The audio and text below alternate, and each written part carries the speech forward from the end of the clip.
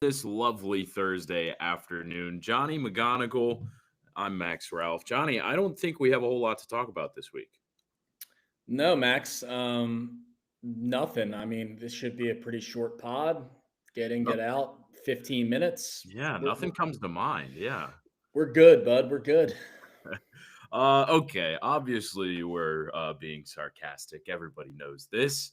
Penn State has had arguably the busiest week in, I don't know, program history was probably a bit of a stretch there, but for the first time in 12 years, this is big news. No James Franklin in the middle of a coaching search, an interim head coach, and Terry Smith is taking over. And somehow, Johnny, there is yet still football to be played. There are 6 games left on the schedule this season. And Penn State, definitely wants to be bowl eligible by the end of this thing, and they've got their work cut out to do it. This is an interesting time, is it not? It certainly is, man. It certainly is. It's been an interesting 5 days, right? Since the loss to Northwestern. Obviously, Franklin is fired Sunday afternoon.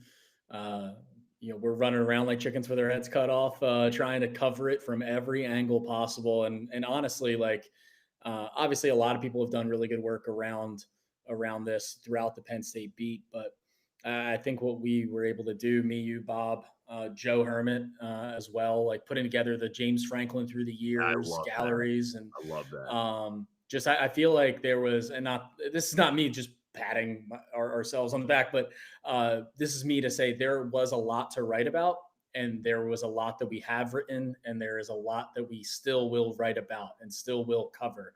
And we're Yeah. going to talk a lot about it on this podcast today, which is a live podcast, Hmm. as it is every Thursday. So if you're joining us, welcome. Hop in the chat, give us your comments, questions. I'm sure there will be a good bit of them. Hmm. Um, but yeah, it's been a whirlwind week. It's been getting a few days removed from the decision to fire James Franklin. Yeah. Just thinking this thing over. Just the one thing I keep coming back to is like it's just kind of crazy how it all can change so quickly. For a guy who was so well entrenched here, felt like a part of the fabric, part of the wallpaper.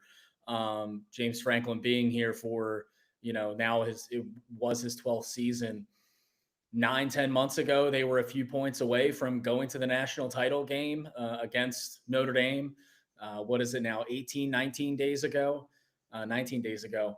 They were leading in overtime against Oregon, a few plays away in that game from winning that game. And I think it's fair to say if they beat Oregon, they don't go and lose to UCLA and Northwestern, given how much of a spiral and a slide and a collapse that it was from a mentality standpoint with this team and coaching staff and everyone involved. So it's crazy how quickly things happen, man. Yeah, they're in the middle of a coaching search, so Yeah. we got plenty to talk about.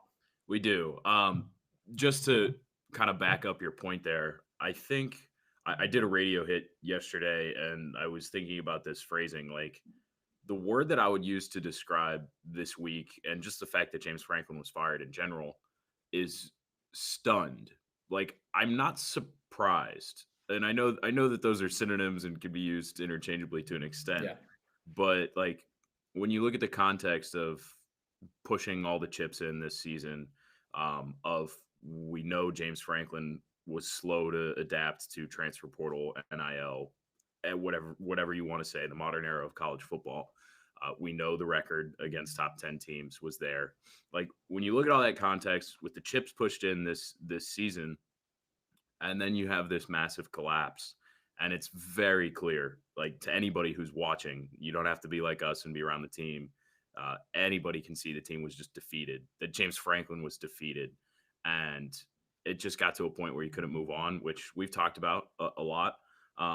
But for those reasons, I wasn't surprised. But I use the word stunned because, like you said, I love he was the wallpaper. Like, James Franklin was Penn State for 11 plus years, and for him to just not be here anymore is odd. Like, going into that press conference on Monday, and it's like, oh, it's not a Monday with James. Like, this is weird. And I will say, like, while that was weird, I think that the stress, the emotion of having to cover Pat Kraft's first comments on the firing and everything, I think it kind of went to the side for me. But last night going out to post practice with Terry Smith, we're sitting there, and I think a lot of fans probably know the setup. There's a, I don't know what they're called, the little backdrop with all the Penn State logos on it and everything, and we make a circle for the scrum around the coach. And it's just, I'm so used to standing there in my spot waiting for James, and Terry Smith walks up and it hit me, and I'm like, whoa, like that's not James. And not to, I'm not making fun of anybody, but Terry is probably like 5 inches shorter than James, and so he walked up to the microphone, and I was like, oh, this is different. This is weird. This is not the same guy. So that's why I use the word stunned, just because it's like, it makes sense. I think that it was the only decision that Pat Kraft could make, but it's just different around here. Like James Franklin was Penn State, just to use the same phrasing again. Yeah, I mean, look, I'll agree with you.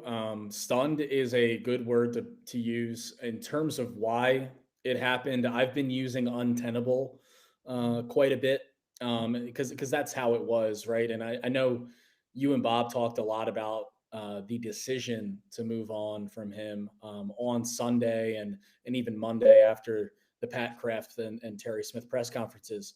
But just to kind of give my viewpoint on this happening in general, like I thought it was the right time to do it. A lot of people might say, "Oh, it's in season," or I thought they might wait to the bye week. But the fact that some people were, I guess, like stunned or surprised that it didn't happen at the end of the season, like give the guy the rest of the year. From a logistical, just a logic standpoint, it makes sense to have it happen then. First of all, your season's done. You have 3 losses. You're not making the playoff. And that reality of as to why he's gone, we talked a lot about Pat Kraft being all in. That those were the words he used in February on this football program, on winning a national title. Penn State gave James Franklin all that he could want. You want the $3 million defensive coordinator from Ohio State. We got you. You want these running backs back. You want, this other NFL talent back. You want to ride with Drew Aller. You want to do X, Y, Z. You want all of this. You want transfer portal wide receivers. We got you. There was a lot of resources invested into this team into winning a national title. And not only does it not happen, but it goes up in flames. It's like, if it's not going to happen this year, is it ever going to happen under James Franklin? And I think that answer is pretty clearly no. That's not to say he can't go do it somewhere else, which is a different conversation. I'm sure one we'll have, whether that's today or whenever he lands on his feet next. But the expectations were set, in the winter when they went after guys in the portal, when they hired Jim Knowles. The expectations were set in the summer when James Franklin embraced them at Big Ten Media Day, saying this is his best and most complete team. When these guys weren't shying away from national title aspirations when we talked to them in August in preseason camp.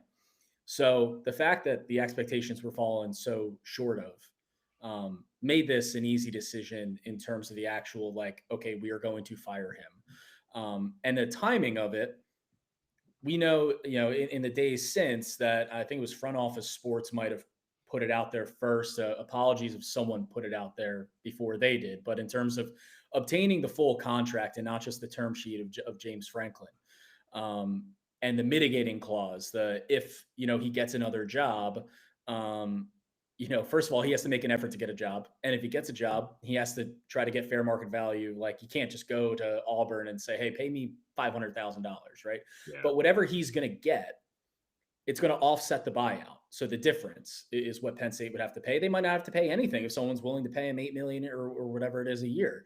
So give James Franklin as long as possible to sift through everything. Let him take a couple weeks off and go down to Florida and chill on a beach with his wife and kids for a bit, and then come back and attack the job market and be one of the, really one of the best options out there. And then from Penn State's standpoint, have as much time as possible to sift through your coaching search, to go through, to make all the calls you need and make sure this isn't a quick turnaround when we know the portal and everything else is going to be happening in January. So I thought the timing of it actually made a lot of sense, given everything that went into it.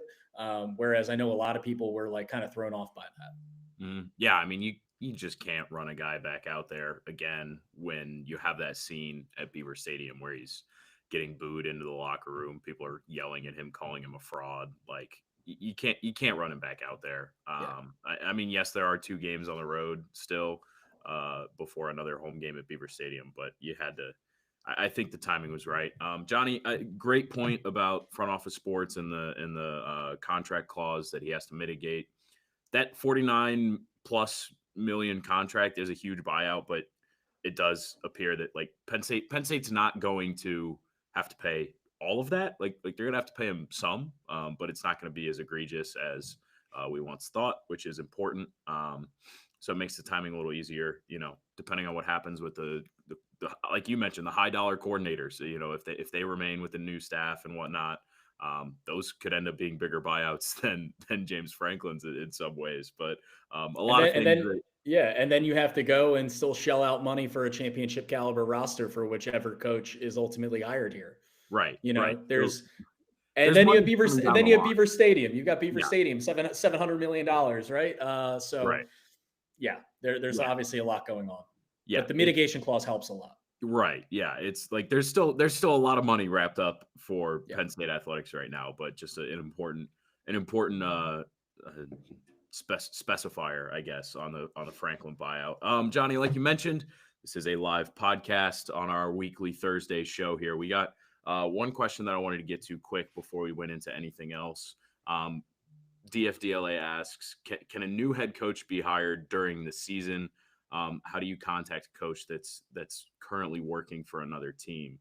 Um, so no, I mean they're not going to hire a coach until the end of the season. That's just how it goes. Yes, you can contact agents and everything to get that stuff done.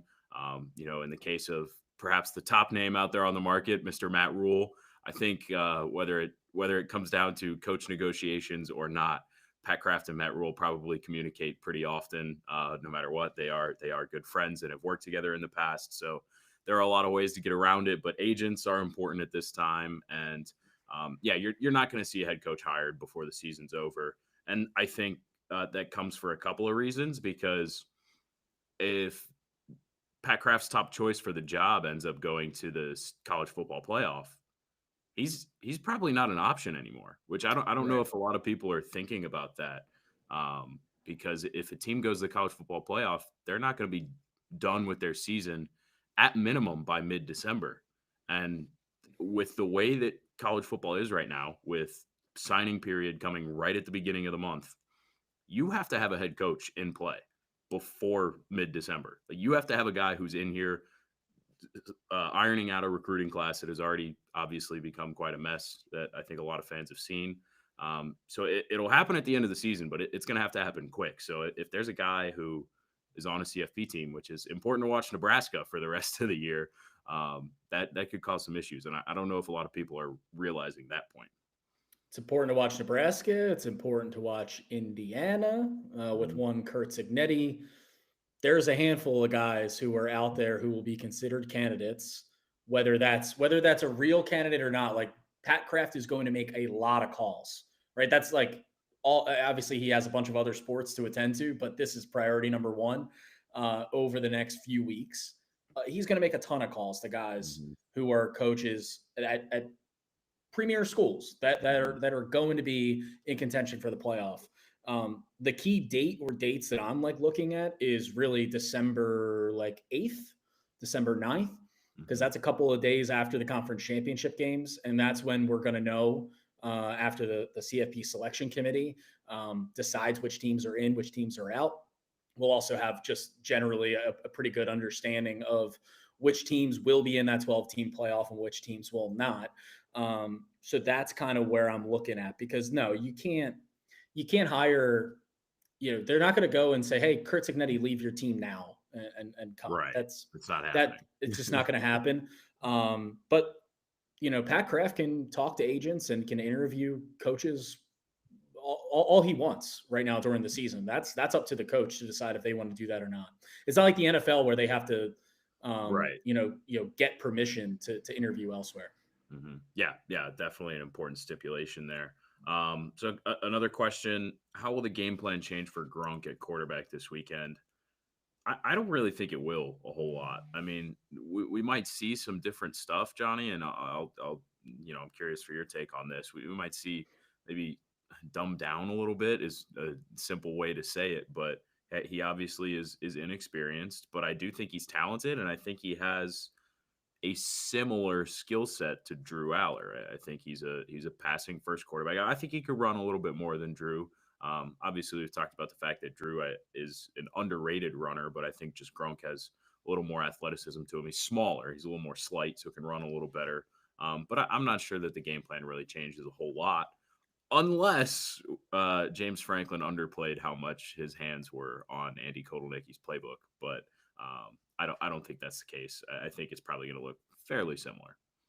Yeah, I mean, I'll dive into. I'll steal from my game predictions. I don't be surprised if Penn State runs the ball 40 plus times in this game, because just I think looking at it just from a general perspective, like we know that Grunk is talented. Like we've heard all of that. We've heard that he's talented. We haven't seen him really have command of an offense in a meaningful situation yet.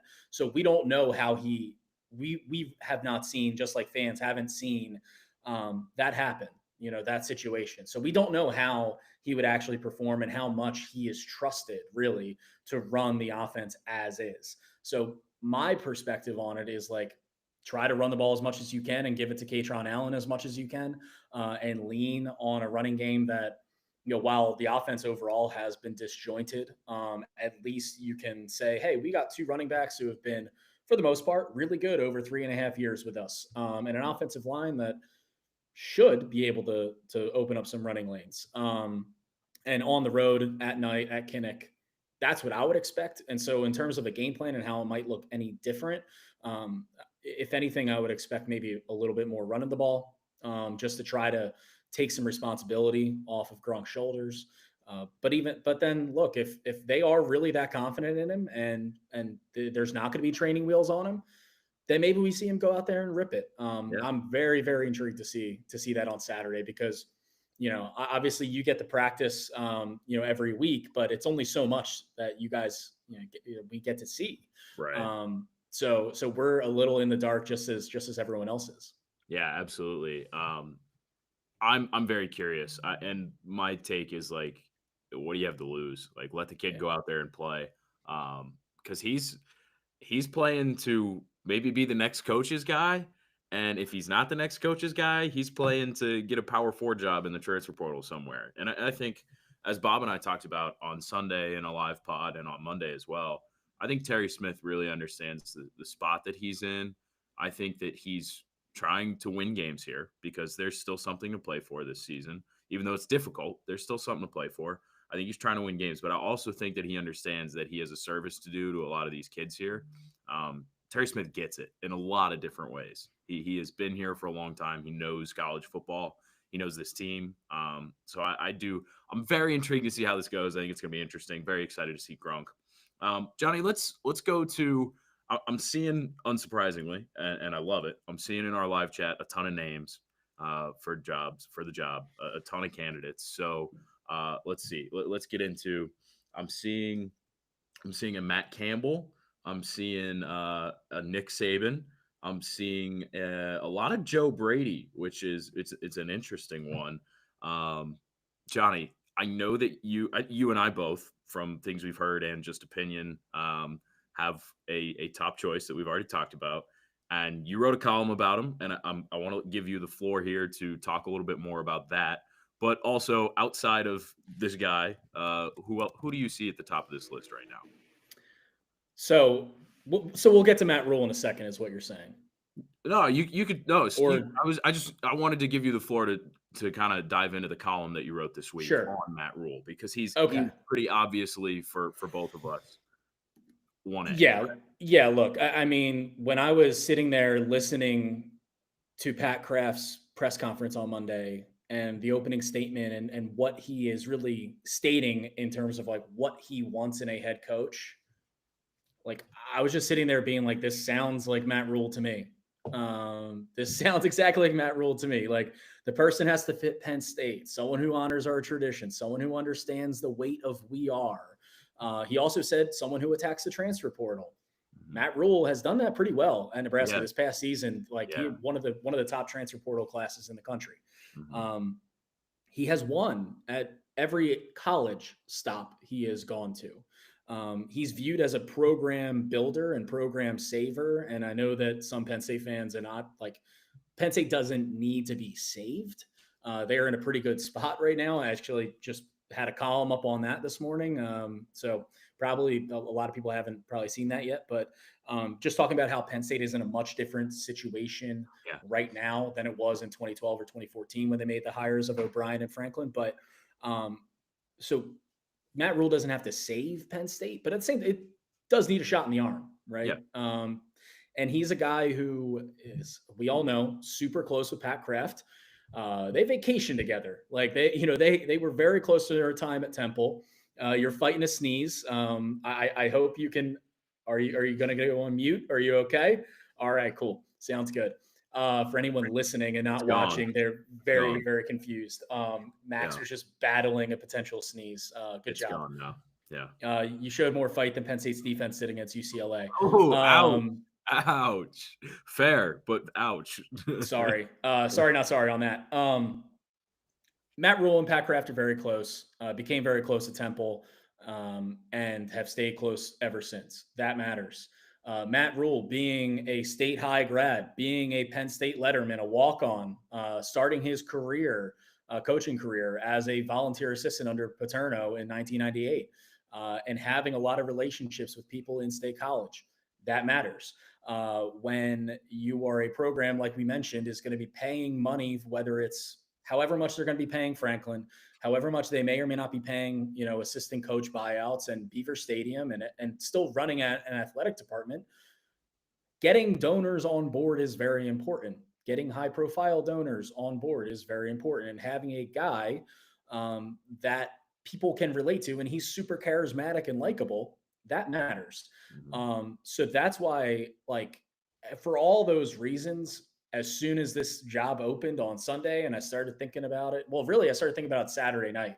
After the Northwestern loss, I put together a list of preliminary candidates, scheduled that for the morning on Sunday, and then Franklin was fired, a few hours later. So, but Rule was among those guys because of all those reasons I listed, and I think that's going to remain the case over the coming weeks. He's not the only candidate. It's not like he's a lock by any means, but there are a lot of things that are pulling in his direction that are kind of too much to ignore.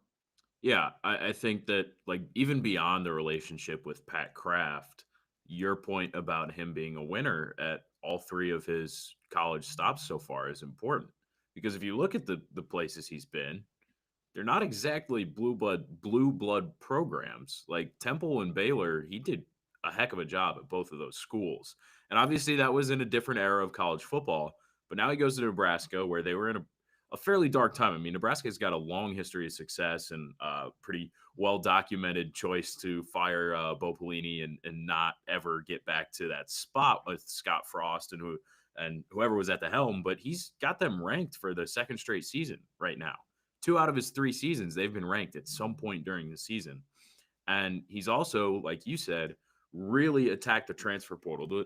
The quote that stuck out to me most from Pat Kraft's press conference on Monday, and really it was just kind of a general theme through a lot of things that he said, but someone who understands our history here, and then he said word for word, someone who isn't afraid to evolve.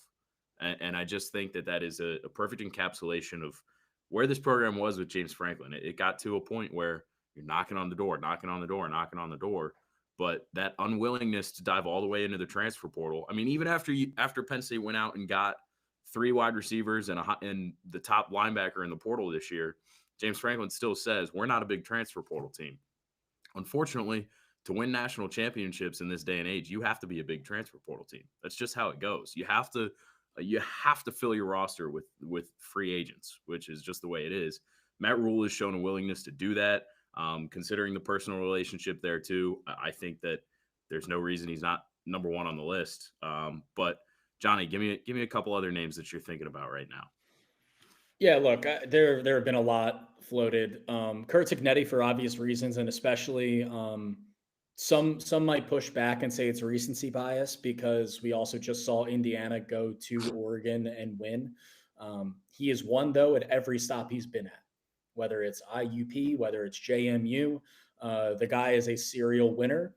He also has it pretty good at Indiana. Mark Cuban, I'm pretty sure, is funneling some money into that program, especially after this past weekend and taking them to the CFP in his first season. He's a king there. He could stay there all he wants. But for obvious reasons there, he's a candidate. I'm looking at like a Kenny Dillingham at Arizona State. I think even, Eli Drinkowitz at Missouri. You mentioned Matt Campbell was mentioned, kind of a similar ilk to Matt Rule as a program builder, although Matt Campbell has just stayed at the same spot, and has garnered a lot of interest from NFL teams, from power programs, and he's really just kind of held firm and just been waiting for the right job. And so, yeah, there's a lot of names out there. I like a Will Stein, offensive coordinator for Oregon, in terms of trying to find your own Dan Lanning or Kirby Smart, like what Oregon and Georgia did, taking the top coordinator in the country. There's validity in that argument, or even a Brian Hartline, although he's only been a coordinator for 6 games. You would sure as hell get really good wide receivers, which has been Penn State's biggest issue, really, of the last 3-4 years. Urban Meyer, he's available. I mean, like this Marcus Freeman, maybe he's I don't know. I don't really know where the argument would be there to leave Notre Dame, and the thing he's got rolling there. Nick Saban that's not going to happen. And if it does, clip it and make fun of me. Nick Saban, the guy has it too good. Like, why would he come out he's got it way too good. And the reason why he got out at Alabama was partially, at least, because of the portal and NIL and where college football was going. So that doesn't make a whole lot of sense to me, although I know we're in the wishful thinking stage of this.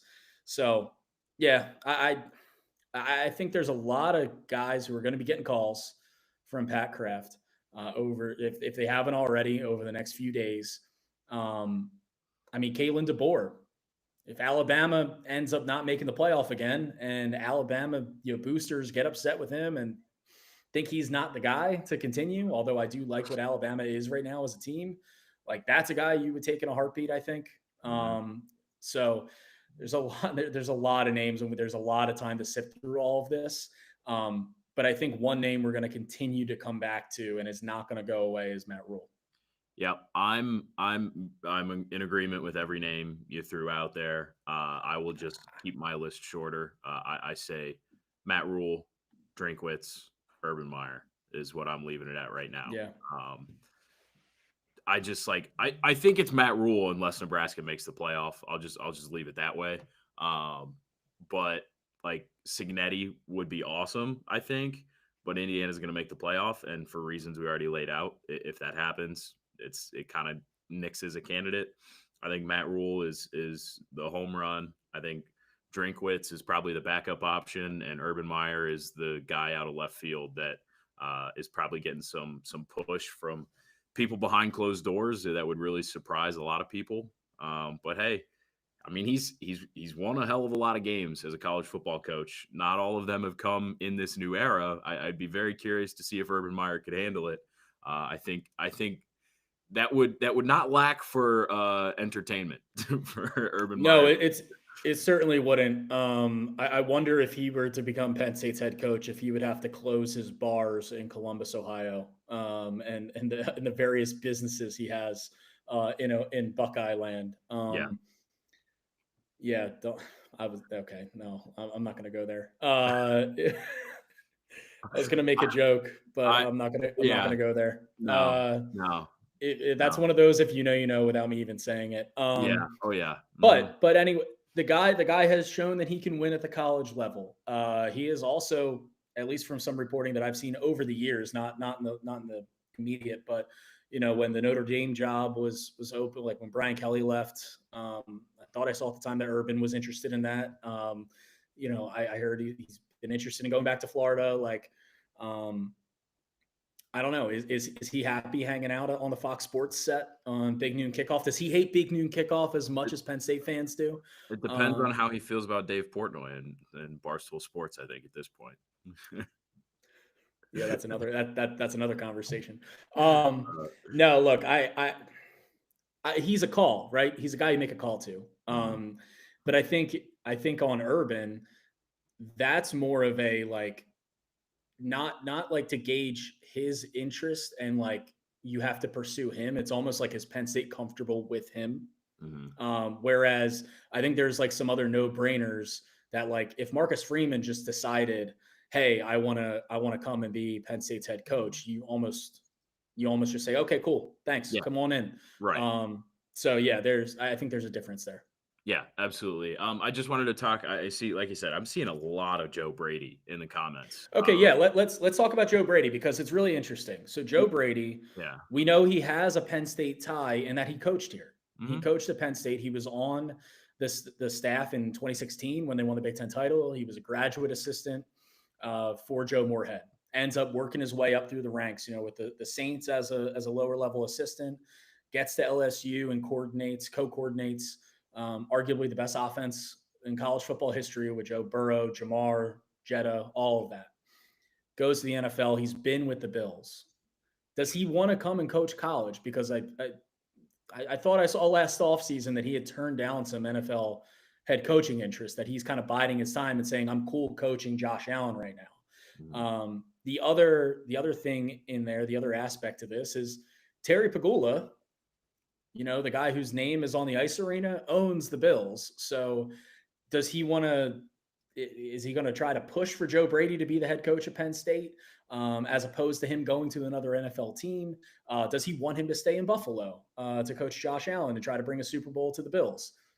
These are things we don't like. I don't have Terry's number. I'm not. I don't have Terry Pagula's contact. I can't just call him up and ask him what the deal is. But there's some interesting layers to the Joe Brady candidacy. Hmm. Um, but a lot of these guys, I will say, and this isn't me pouring cold water on it, a lot of these guys who get a taste of what the life is like in the NFL want to stay in the NFL, Hmm. especially now with NIL portal, all of that. So I would not blame him or literally anyone, and this is not just Penn State's opening, but anyone who decides, yeah, I'd rather be a high level coordinator or a head coach in the NFL than a head coach at a premier college football program, Hmm. just given what the job entails right now. Yeah. So the thing that I'll add, because I think that's all very well said and put out, and this goes for Will Stein as well.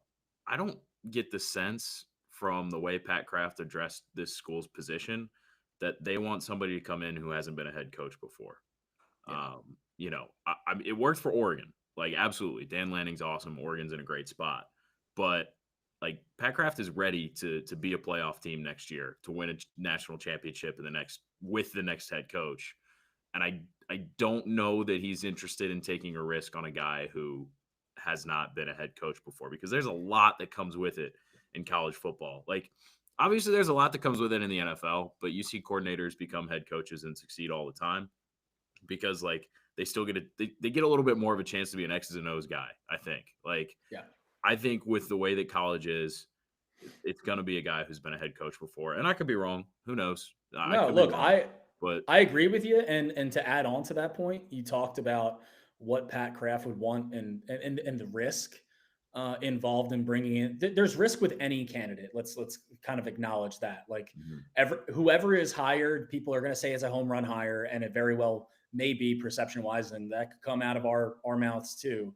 But there's inherent risk with literally anyone they hire. But mhm, the risk of bringing in an offensive coordinator, a guy who has never been a head coach before, and you're sitting there and you're Pat Kraft, and you know that this job, this hiring reflects on you. yeah, This and Beaver Stadium the Beaver Stadium renovations is going to be Pat Kraft's legacy at Penn State. So are you willing to hitch your wagon to a guy who has never been a head coach before? Are you willing to hitch your wagon to like your best bud and risk not only like your legacy at Penn State being tarnished, but like losing a friendship if things go south, if things go sour? That's something to consider when it comes to Matt Rule, and something that I pointed out in that column that you mentioned earlier. So there's there's a lot that can be dove into and we have already, but there's just so many layers to this search that is going to make it fascinating to watch it play out. Yeah, absolutely. A lot going on. I have to address a comment in here that is not Penn State related, but Okay. somebody asked if I was 16 years old and asked why I have Cubs jerseys all over my wall. I'm 23, and my family is from the Chicago area, and I am a diehard Cubs fan. So there you go. And I also adore jerseys. You can't see them, but I've got a couple. I've got an Andrew McCutchen one down here.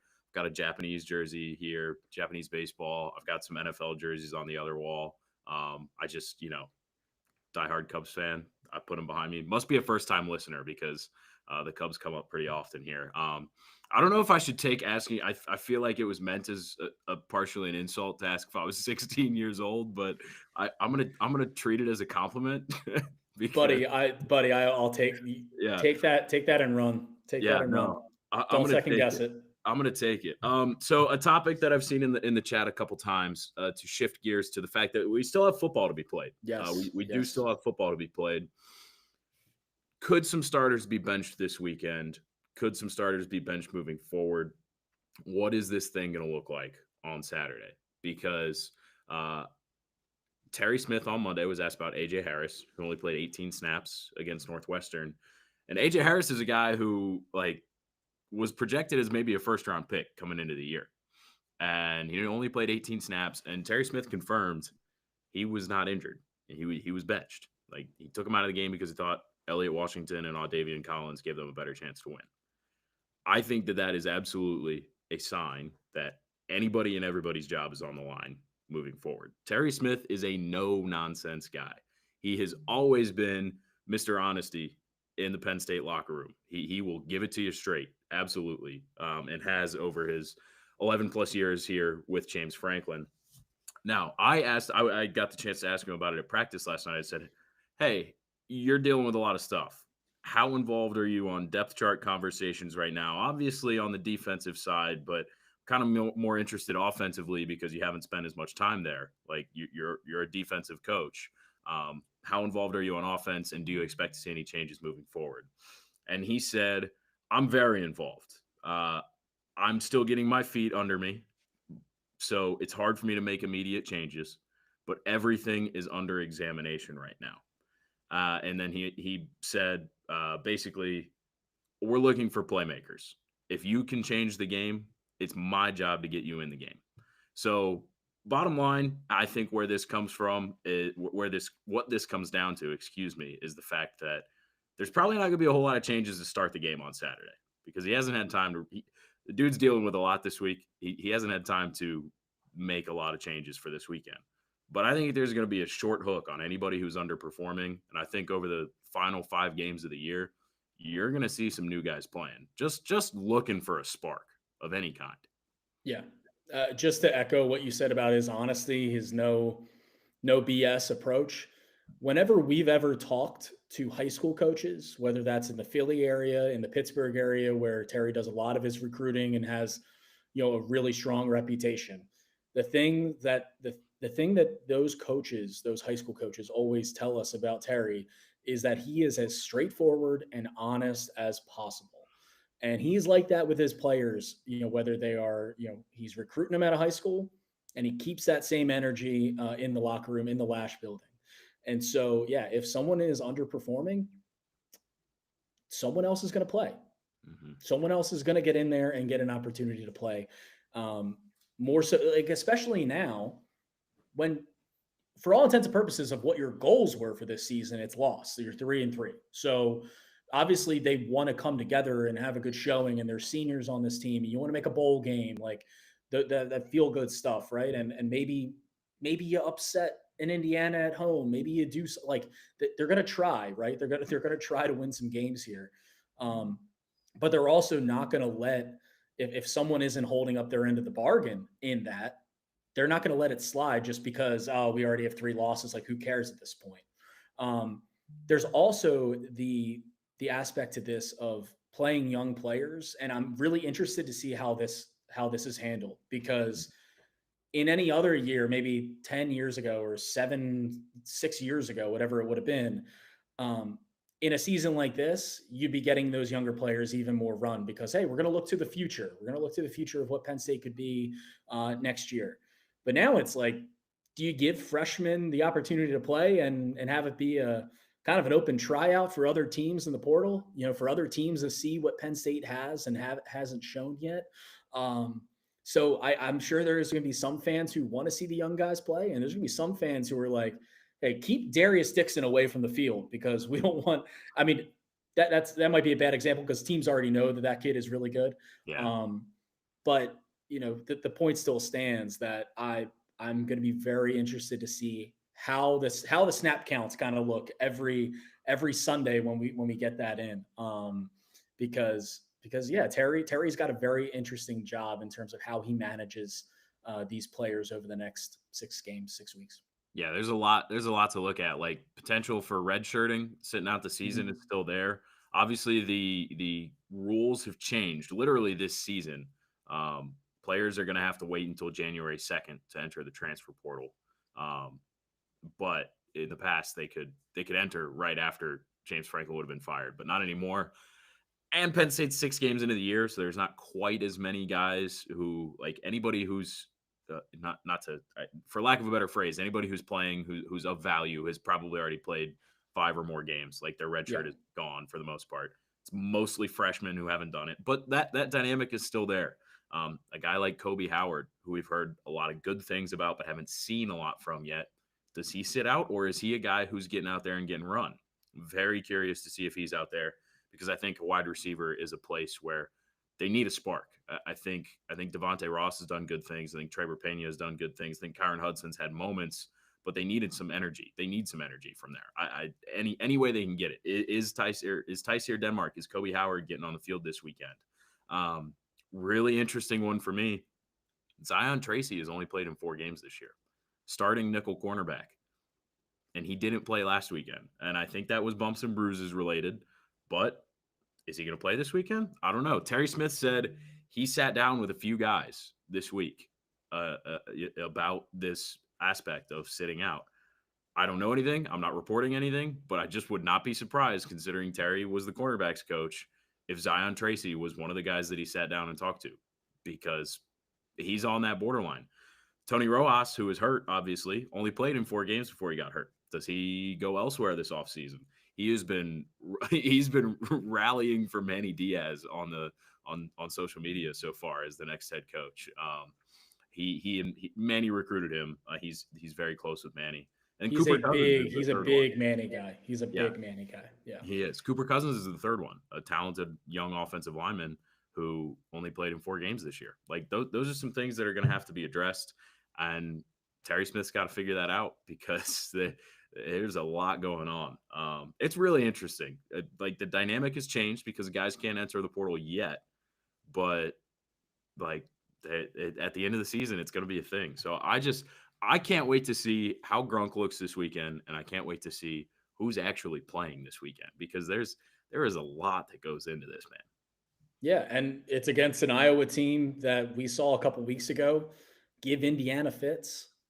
It's an Iowa team that that defense is going to be stout. The special teams is going to be on point. Uh, their quarterback, the FCS transfer in, Mark Gronowski from one of the Dakota states, I think it was South Dakota State, the Jackrabbits. Mm-hmm. He's been very up and down Mm-hmm. this year. It's going to be a charged environment. It's going to be a hectic place to play at night, Kinnick Stadium. We saw the last time what happened when a backup quarterback had to play at Kinnick. But that was different circumstances. One, Yeah. James Franklin was the head coach. Two, more realistically, more pertinently, Sean Clifford left that game in game, and Taquan Roberson came in and was not prepared to handle this. Ethan Grunkemeyer will be at least coached up to be ready for this environment and the task at hand. So, first game without James Franklin as the head coach since, was it the 2013? Was the Wisconsin upset? Penn State beating Wisconsin at Wisconsin. I think that was Bill O'Brien's last home game, or Yeah. excuse me, not last home game, last game, Yeah. where they were like 20-point dogs and they ended up winning that game. So this will be the first time that James Franklin is not the head coach since then. Yeah. A long time. Yeah. So we'll see what happens, man. We'll see what happens. It's I think a 2-point spread. I think Iowa's a 2-point favorite. Last I saw was 2.5 in favor of Iowa. So I don't think the bookmakers know what to make of Penn State right now. No. They have no idea. So Penn State could win this game. Penn State could lose by 20. I wouldn't be surprised by any of the outcomes. And I guess unless you want to dive into some comments or questions, this might be a good time to get into our predictions. Yeah, that's exactly where I was heading.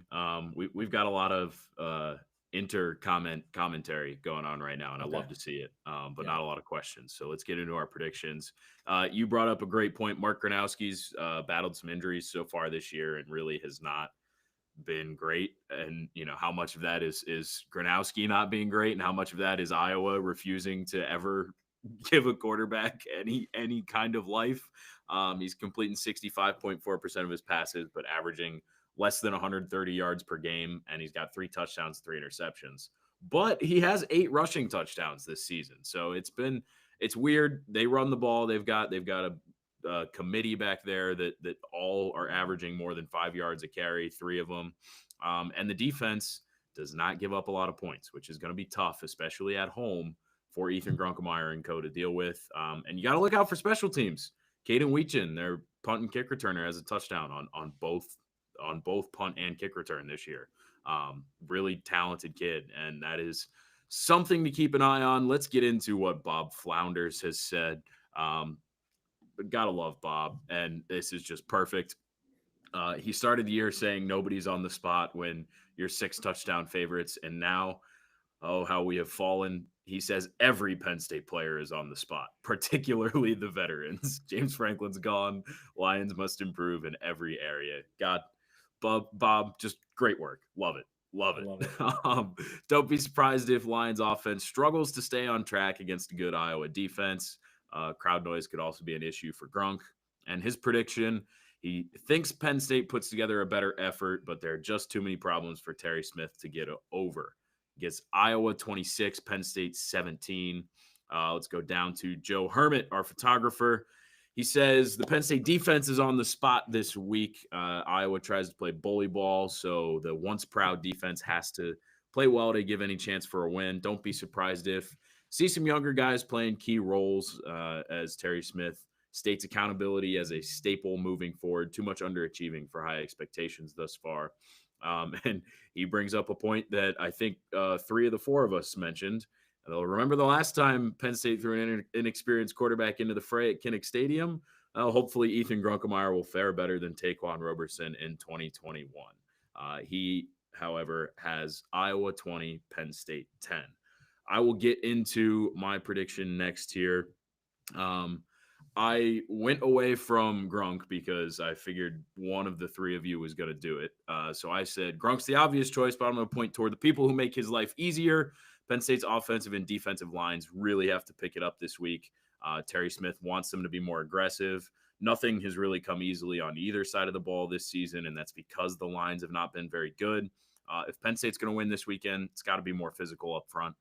I agreed with Joe. I said, don't be surprised if we finally see some new personnel on the field. Terry Smith's no-nonsense approach makes me believe that.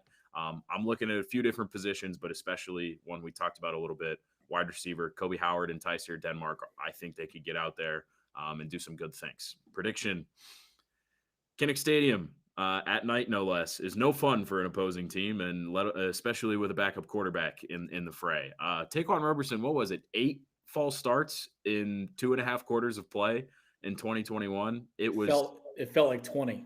It was really bad. It was really bad. And, I think Grunk is ready. I'm very interested to see him play. But I feel a little cruel for what I did. I have Penn State covering the spread for the first time this season, but still losing. Iowa 24, Penn State 23. Wow. There you go. That's a prediction. That's how you do it, Max. I know. I know. Yeah, look, we've got a clean sweep of picking Iowa to win this game, which means Penn State will probably win. Given especially how the last 2 weeks have gone with the UCLA and Northwestern predictions. But I've got Iowa winning 20-16. My player on the spot was Grunk, not getting too cute there. Everything that we've already talked about, and just generally speaking, interested to see like the command he has over the offense and if he can instill some confidence. You see that happen sometimes when a backup quarterback comes in.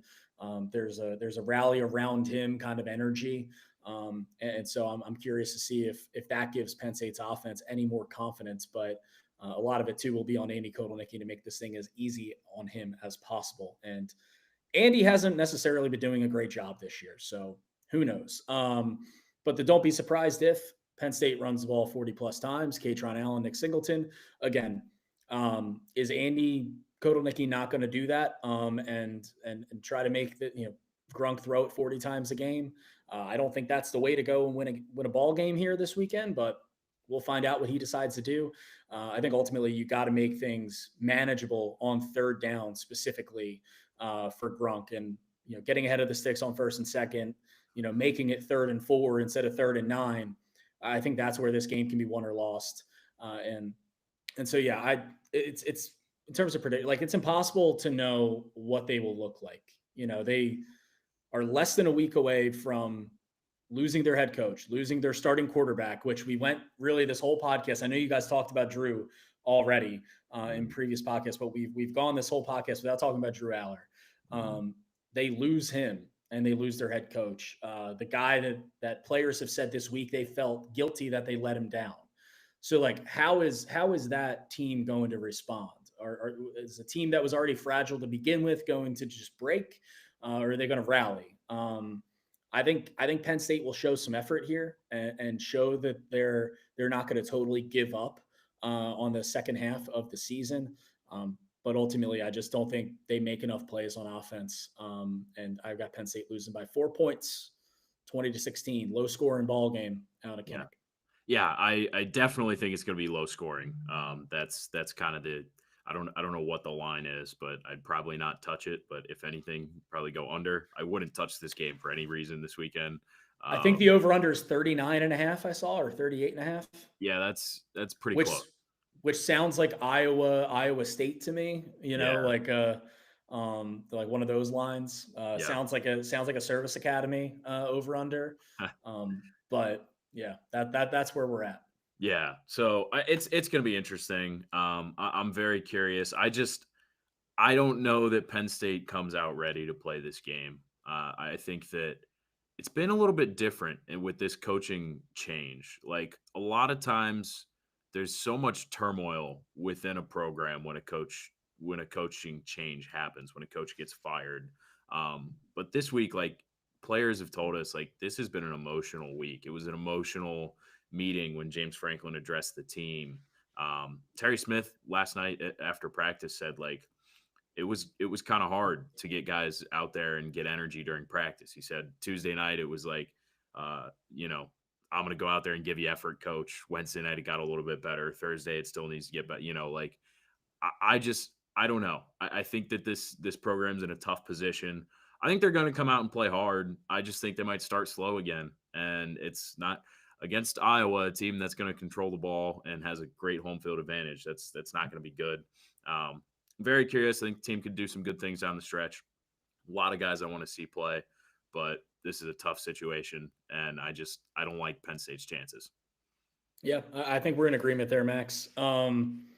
Any comment? We got any comments or questions to address before we close out, or is it more still the just the commenting back? Oh, there's great conversation going on down here. Yeah. I love it. Love it. A fantastic audience today. We do these live shows every Thursday at noon. If you're here for the first time, thanks for being here. If you want to tell me I look 16 years old, feel free. Johnny got off scot-free this week. I don't know why I was the Yeah. target, but we do this every week at noon. We answer questions if you guys have them. We love doing these shows, so make sure you come tune in with us in the future. We got a game to play this weekend with a lot of intrigue, Johnny. We got a game and we got a freaking coaching search. Yeah. So yeah, stick with us throughout all of this. It's going to be really busy, really interesting, intriguing, fascinating. 2+ months, however long it takes to ultimately land on a head coach, while Penn State is playing football games. So obviously a lot to cover, and we're going to have a lot of that, all of it covered at PennLive. So stick with us. Make sure you're sticking with us. Subscribe to the podcast on YouTube. Follow if you're listening on whatever else it may be. Subscribe to PennLive.com and keep sticking with us. Appreciate it.